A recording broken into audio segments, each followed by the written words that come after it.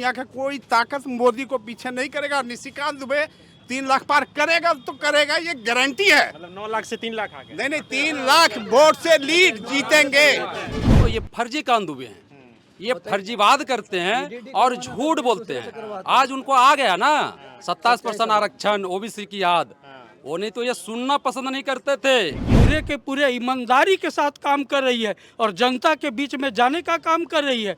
हमने प्रधानमंत्री आवास के मुद्दा हो या मतलब जो है सो आपका जो है सो ये भाई साहब अभी बोले कि 15 लाख खाते में आया। मैं इनसे पूछना चाहता हूं, अगर हम 4 भाई हैं और 4 भाई अगर हमने आयुष्मान कार्ड बनवाया है, 5-5 लाख रुपए का कार्ड बनवाया है, तो हमको मोदी जी ने 20 लाख देने का काम किया है। 15 लाख की क्या बात है।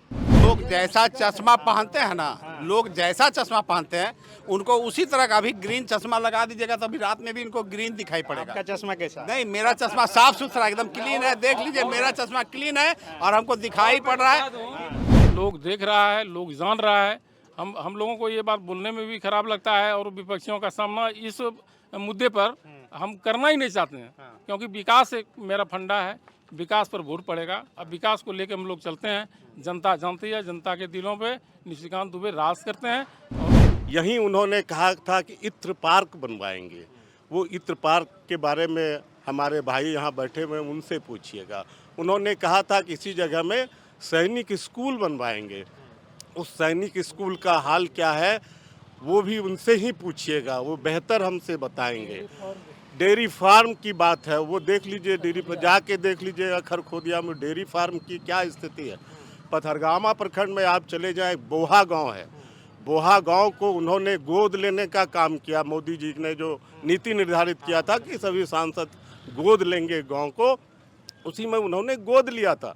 उस गांव की स्थिति जा कर के आप देखिए, तब फिर आप बात करिएगा यहाँ रेल का, यहाँ एम्स का, यहाँ फिर आपके एयरपोर्ट का और अडानी का। और ये 15 वर्ष से यहाँ सांसद रहे, इस क्षेत्र का प्रतिनिधित्व किए। हम लोगों ने कई बार उनको कहने का काम किया, ये कभी उस पर ध्यान देने का काम नहीं किए। जब गांव जाने लगे, गांव के लोगों ने इस चुनाव में जब उनसे प्रश्न दागना शुरू किया, तब उनको याद आया कि आरक्षण भी कोई मुद्दा है। और तब वो ट्वीट करते हैं, तब वो फेसबुक पर लिखते हैं कि मैं अब 27% करा करके ही दम लूंगा। संविधान में दिया है कि जिसकी जितनी संख्या भारी उसकी उतनी हिस्सेदारी। हम 64%, हमको 64% मिलना चाहिए ना। इनको पूछिए कि ओबीसी को कितना परसेंट मिल रहा है। विकास के नाम पर चुनाव लड़ रहे हैं। आदरणीय मोदी जी के नेतृत्व में उन्होंने जो भारतवर्ष में काम करके दिखाया है, एक एक जमीन पर धरातल पर उतारने का काम किया है। इन्हीं के दल के राजीव गांधी जी ने सांसद में बयान दिया था, संसद में, कि यहाँ से मैं 1 रुपये अगर भेजता हूँ तो धरातल पर जा कर के 35 पैसा पहुँचती है। मैं भाई साहब से मैं बताना चाहता हूँ कि मोदी जी का विज़न आज अगर 2000 रुपये किसान सम्मान निधि का जो 6000 रुपये आता है, अगर 2000 रुपये डालते हैं तो 2000 रुपये आने का काम। का हॉट सीट बना हुआ है, सबकी निगाहें इस पर टिकी है, क्योंकि अंतिम चरण के जिन 3 सीट पर चुनाव होना है उसमें से सिर्फ एक यही सीट है जो जनरल सीट है। और यही वजह है कि तमाम जितने स्टार प्रचारक हैं देश भर के, अब पूरी ताकत प्रचार प्रसार में गोड्डा में लगा चुके हैं। इस वक्त मैं गोड्डा लोकसभा क्षेत्र के महागामा में खड़ा हूँ, महागामा के बसुआ चौक के एक चाय की टपरी पर, और यहाँ तमाम पार्टी के लोग हैं। और ये आपको हर चौक चौराहे पर आप गोड्डा के कहीं भी जाइए तो बीजेपी के, कांग्रेस के, जेएमएम के लोग एक साथ चाय पीते हुए और चर्चा करते हुए दिखेंगे। और चर्चा ये है कि क्या 3 बार जो सांसद रह चुके हैं निशिकांत दुबे, जो एक विकास के नारे के साथ चौथी बार फिर से यहाँ पर सांसद बनने का दावा कर रहे हैं, और दूसरी तरफ प्रदीप यादव जो कांग्रेस और इंडिया गठबंधन के प्रत्याशी हैं, वो कह रहे हैं कि इस बार बदलाव होकर रहेगा। हमारे साथ देखिए इस चर्चा में शामिल होने के लिए कई नामचीन लोग हैं। आप इन चेहरों से बखूबी परिचित होंगे। प्रेमनंदन मंडल जी हैं, निशिकांत दुबे जी की बहन भी हैं, बीजेपी के और कई लोग हैं, और इधर भी कई बड़े चेहरे हैं। सबसे बात करेंगे। सबसे पहले प्रेमनंदन जी से, एक साथ आप लोग बैठे हैं। निश्चित हम लोग ऐसे सामाजिक तौर पर सभी लोग एक हैं और हम लोग एक साथ बैठते भी हैं। लेकिन जब राजनीतिक बात आती है तो हम लोग दलगत भावना से ओतप्रोत रहते हैं। और अभी चुनाव का माहौल है, विभिन्न राजनीतिक दल के उम्मीदवार खड़े होते हैं और उनके समर्थन में जो उनके कार्यकर्ता होते हैं वो उनके समर्थन में काम करते हैं। इसलिए चाय की चुस्की तो चलती है साथ में, और बहस भी राजनीतिक बड़ी जबरदस्त होता है। क्या बहस है यहाँ? तो चर्चा ये है कि एक व्यक्ति, एक सांसद जो 3 टर्म के सांसद रहे, एम्स लाए, एयरपोर्ट लाए, रेलवे लाए, 4 लेन लाए, ये बोल रहे हैं अपने भाषणों में कि हम विकास कर रहे हैं और अभी और बहुत कुछ आना बाकी है अगर फिर मौका मिला। बड़ी उम्मीद से आदरणीय निशिकांत दुबे जी को लोगों ने 2009 से अभी तक ढोने का काम किया, लेकिन जो वादा उन्होंने किया था लोगों से और उनके दल ने जो वादा किया था, वो कोई भी वादा, किसी भी वादे की बात करें, चाहे वो 15 लाख आने की बात हो खाते में, महंगाई कम करने की बात हो, भ्रष्टाचार कम करने की बात हो, काला धन लाने की बात हो, सारा चीज फेल हो गया। बीजेपी सरकार की बोल रहे हैं निशिकांत जी। मैं उन पर भी आ रहा हूँ। मैं आप महागामा विधानसभा में अभी हैं। महागामा विधानसभा में पहली बार से ही इस इलाके में उन्होंने कहा कि बटेसर पंप नहर से इस इलाके के किसानों के खेतों में पानी दूंगा। आज 15 साल बीत गए, एक बूंद पानी नहीं आया। एक तरफ से नहर बन रहा है और दूसरे तरफ से उखड़ते जा रहा है। यहीं उन्होंने कहा था कि इत्र पार्क बनवाएंगे। वो इत्र पार्क के बारे में हमारे भाई यहाँ बैठे हुए उनसे पूछिएगा। उन्होंने कहा था कि इसी जगह में सैनिक स्कूल बनवाएंगे। उस सैनिक स्कूल का हाल क्या है वो भी उनसे ही पूछिएगा, वो बेहतर हमसे बताएंगे। डेयरी फार्म की बात है, वो देख लीजिए, डेयरी पर जाके देख लीजिएगा खरखोदिया में डेयरी फार्म की क्या स्थिति है। पथरगामा प्रखंड में आप चले जाएं, बोहा गांव है, बोहा गांव को उन्होंने गोद लेने का काम किया। मोदी जी ने जो नीति निर्धारित किया था कि सभी सांसद गोद लेंगे गांव को, उसी में उन्होंने गोद लिया था। उस गांव की स्थिति जा कर के आप देखिए, तब फिर आप बात करिएगा यहाँ रेल का, यहाँ एम्स का, यहाँ फिर आपके एयरपोर्ट का और अडानी का, ये तब करिएगा। और फिर मैं उस पर भी आऊँगा, मेरे साथियों से जरा पूछ लीजिए फिर मैं ये देखिए बोल रहे हैं कि ठीक है एम्स, एयरपोर्ट, रेलवे बोल रहे हैं, लेकिन जो वादा यहाँ किया गया था ज़मीन पर, देवघर को छोड़ दिया जाए, तो वो तो पूरा नहीं हुआ। सबसे पहले तो प्रेमनंदन जी को बहुत बहुत बधाई कि उन्होंने स्वीकार किया कि एम्स आया है, एयरपोर्ट आया है और रेलवे आया। स्वीकार नहीं किए हैं वो मैंने स्वीकार नहीं किया कि उन्होंने एम्स लाया, उन्होंने अडानी लाया, उन्होंने रेल लाया। मेरा कहना है कि रेल 2013 में जब यहाँ यूपीए 2 की सरकार थी, उसी समय रेल सैंक्शन हुआ था यहाँ, और रेल के लिए हम लोगों ने गोड्डा की सड़कों पर जबरदस्त आंदोलन किया है। जब से रेल मंत्री लालू प्रसाद यादव जी थे, रेल मंत्री नीतीश कुमार जी थे, ममता जी थी, उस समय यहाँ के सड़कों पर आंदोलन हुआ था। और उसी आंदोलन का देन था कि यहाँ यूपीए 2 में वो योजना स्वीकृत हुई। यह बात सही है कि अडानी यहाँ आया, अडानी को कोयला लाना था और उस कोयला लाने के लिए उसमें गति पकड़ा, और नहीं तो उसका पत्र मैं दिखाऊंगा। आज अचानक चौक पर मैं बैठा हूँ, आप आएंगे गोड्डा तो मैं पत्र दिखाऊंगा। अच्छा, अब इनसे हाँ क्या बोल रहे हैं आप? मैंने प्रेमनंदन जी से आग्रह की थोड़ा वो सुनने की भी क्षमता को रखें, ठीक है? बाद में आपको बोलने दिया जाएगा और बोलिएगा भी। यही प्रेमनंदन जी पहले जो थे ना, हमारे भारतीय जनता पार्टी के, वो बहुत नज़दीकी मित्र रहा करते थे, सदस्य भी रहे हैं। तभी उन्होंने जिंदाबाद का नारा भी लगाया था रेलवे के नाम पर।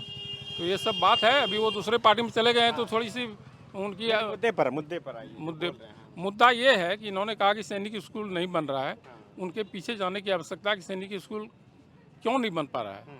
आगे जो डेयरी फार्म हुआ वो यहाँ से उठा के किसने उसको रोक दिया और भेज दिया साहेबगंज, ठीक है? तो कहने का मतलब कि राज्य सरकार का भी कुछ कर्तव्य होता है, कुछ कार्य क्षेत्र होता है, उसको समझने की भी आवश्यकता है। जब तक आप एनओसी नहीं दीजिएगा तो वहाँ वर्क मैं नहीं कर सकता हूँ। मतलब आपको लग रहा है कि स्टेट गवर्नमेंट हर्डल उसमें डाल वही डाल रही है। आज हमारा देखिए यहाँ पर मेडिकल कॉलेज खुलने की बात हुई, प्रधानमंत्री जी ने उद्घाटन कर दिया। फिर ये कांग्रेसी लोगों को कहाँ से मानसिकता आता है कि प्रधानमंत्री जी के किए हुए उद्घाटन को और शिलान्यास को फिर शिलान्यास करते हैं। और रही विकास की बात, तो विकास धरातल पर है, लोग देख रहा है, लोग जान रहा है।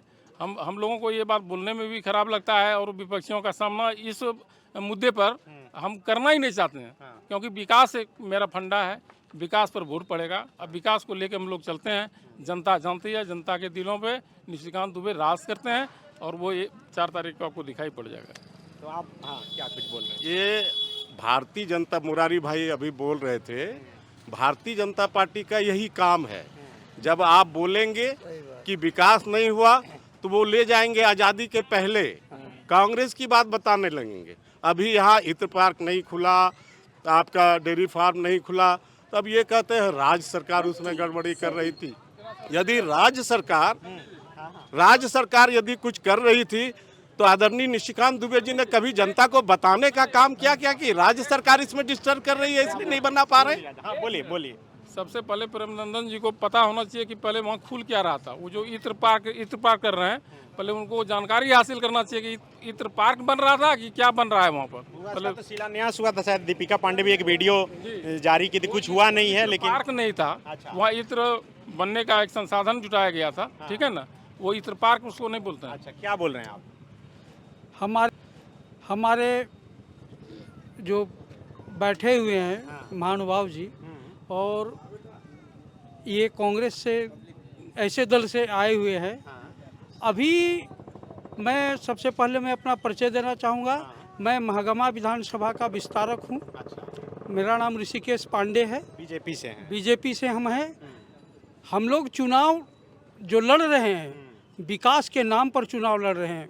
आदरणीय मोदी जी के नेतृत्व में उन्होंने जो भारतवर्ष में काम करके दिखाया है, एक एक जमीन पर धरातल पर उतारने का काम किया है। इन्हीं के दल के राजीव गांधी जी ने सांसद में बयान दिया था, संसद में, कि यहाँ से मैं 1 रुपये अगर भेजता हूँ तो धरातल पर जा कर के 35 पैसा पहुँचती है।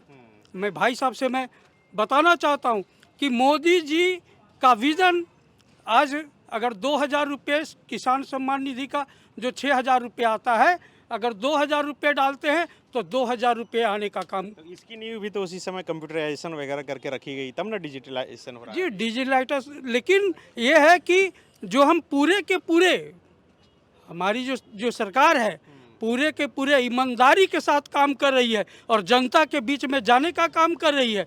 हमने प्रधानमंत्री आवास के मुद्दा हो, या मतलब जो है सो आपका जो है सो ये भाई साहब अभी बोले कि 15 लाख खाते में आया। मैं इनसे पूछना चाहता हूं, अगर हम 4 भाई हैं और 4 भाई अगर हमने आयुष्मान कार्ड बनवाया है, 5-5 लाख रुपए का कार्ड बनवाया है, तो हमको मोदी जी ने 20 लाख देने का काम किया है। 15 लाख की क्या बात है? तो देखिए, ये बोल रहे हैं कि मोदी जी 20 लाख दिए, 15 लाख बोले थे कि 5 लाख ज़्यादा दे दिए। बोले आप ही बोलेंगे? बड़ी हंसी आती है। बात कुछ और होता है, बात कुछ और करने लगते हैं लोग। चलिए, 15 लाख तो नहीं आया, 2 करोड़ नौकरी नहीं मिली, महंगाई ख़त्म नहीं हुआ, विदेशों से काला धन नहीं आया। मैं कितना गिनाऊं, गिनाते गिनाते लोग थक जाएंगे। लेकिन मैं आदरणीय जो हमारे निवर्तमान अभी सांसद और प्रत्याशी हैं, इन्होंने भी बहुत कुछ वादा किया था। इनसे हम लोगों की बात हुई थी। हम लोग ओबीसी समाज से भी हैं, हम आरक्षण की भी बात करते हैं। यहाँ भारतीय जनता पार्टी की जब सरकार रही तो जो 27% आरक्षण था, बाबूलाल मरंडी जी ने उसे 14% करने का काम किया। में अभी निशिकांत जी ट्वीट भी किए थे, हाँ, वो लिखे कि भाई आरक्षण नहीं दे रही है, ये सरकार वादा करके आई थी कम कर। ये 23 वर्ष बीत गया, ये 24वां चल रहा है और ये 15 वर्ष से यहाँ सांसद रहे, इस क्षेत्र का प्रतिनिधित्व किए। हम लोगों ने कई बार उनको कहने का काम किया, ये कभी उस पर ध्यान देने का काम नहीं किए। जब गांव जाने लगे, गांव के लोगों ने इस चुनाव में जब उनसे प्रश्न दागना शुरू किया, तब उनको याद आया कि आरक्षण भी कोई मुद्दा है, और तब वो ट्वीट करते हैं, तब वो फेसबुक पर लिखते हैं कि मैं अब 27% करा करके ही दम लूँगा। भैया, मैं तो कहना चाहता हूँ, अब ओबीसी समाज जग चुका है।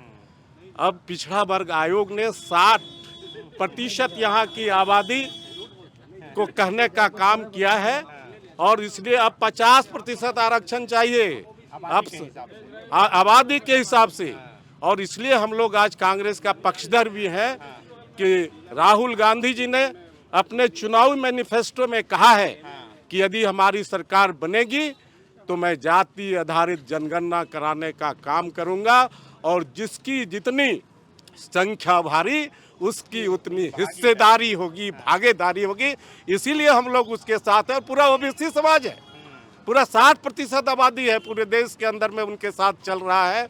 इसलिए ये खोखला वादा अब बिल्कुल खोखला रह गया, उस पर कोई जाने वाला नहीं। ये बोल रहे हैं कि ओबीसी समाज ये सबसे बड़ा ओबीसी का हितैषी मोदी है। मोदी से बड़ा ओबीसी अभी यहाँ कोई नहीं है। और मोदी जी जो चाहेंगे वही होगा, ठीक है। और ये 1-2% सीजनली आदमी जो कि कभी बीजेपी, कभी झारखंड, कभी कांग्रेस, कभी ढींका होने से नहीं चलता है। और 2, 4, 10 आदमी ही है ओबीसी में जो कि ओबीसी को बर्बाद और बदनाम कर रहा है। और हम लोग भी ओबीसी हैं और पूरी सुरक्षा की जिम्मेवारी मोदी को है और वो निश्चित रूप से करेंगे। और इस बार 400 पार करेंगे। दुनिया का कोई ताकत मोदी को पीछे नहीं करेगा। और निशिकांत दुबे 3 लाख पार करेगा तो करेगा, ये गारंटी है। मतलब 9 लाख से 3 लाख आ गए। नहीं 3 लाख वोट से लीड जीतेंगे। 9 लाख पार करेंगे, 3 लाख से हराएंगे, ये मैं कह रहा हूँ। सांसद महोदय जी का इतना देखिए निचतापन कि ओबीसी के लोगों को किस कदर उद्धत करते हैं। अगर कोई मदद मांगा तो उसको इल्जाम लगा देंगे 25 लाख रुपया मांगा है। और ऐसा एडिट करके जो कि तुरंत पकड़ा गया, उन्हीं के अकाउंट में, उन्हीं के फेसबुक के अकाउंट में उनके 90% लोगों ने उनको दुत्कारा है। शर्म आनी चाहिए ऐसे सांसद। टुडे भी लिखा था और 23 मई ऐसा कुछ। हाँ, उसमें टुडे लिखा हुआ था, फोल्ड पकड़ा गया। तो ये फर्जी कान दुबे हैं, ये फर्जीवाद करते हैं और झूठ बोलते हैं। आज उनको आ गया ना 27% आरक्षण, ओबीसी की याद। वो नहीं तो ये सुनना पसंद नहीं करते थे। ये तो विरोधी संघर्ष किया है। चलिए देखिए, लोग जैसा चश्मा पहनते हैं ना, लोग जैसा चश्मा पहनते हैं उनको उसी तरह का अभी ग्रीन चश्मा लगा दीजिएगा तो अभी रात में भी इनको ग्रीन दिखाई पड़ेगा। आपका चश्मा कैसा? नहीं, मेरा चश्मा साफ सुथरा एकदम क्लीन है। देख लीजिए, मेरा चश्मा क्लीन है और हमको दिखाई पड़ रहा है। और मैं बता दूं, लड़ाई किसकी है? दवाई, पढ़ाई, कमाई, सिंचाई की है ना।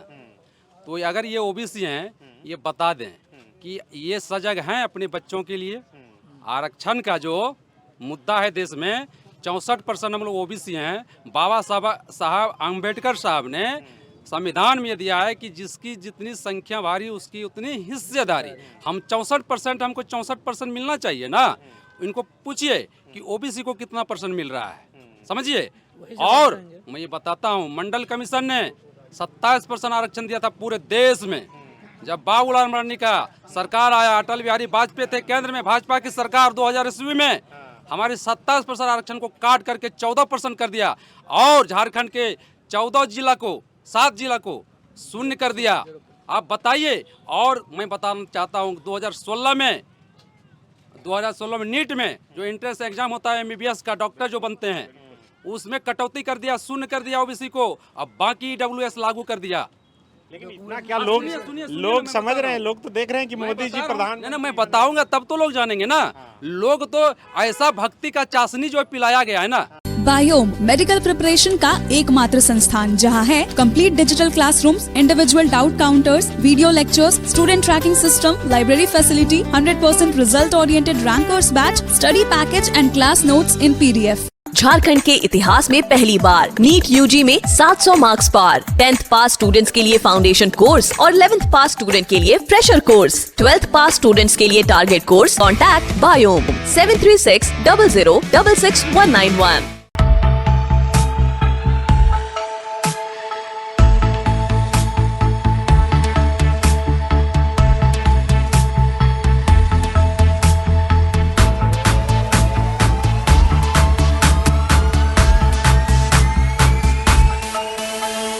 thefollowup.in.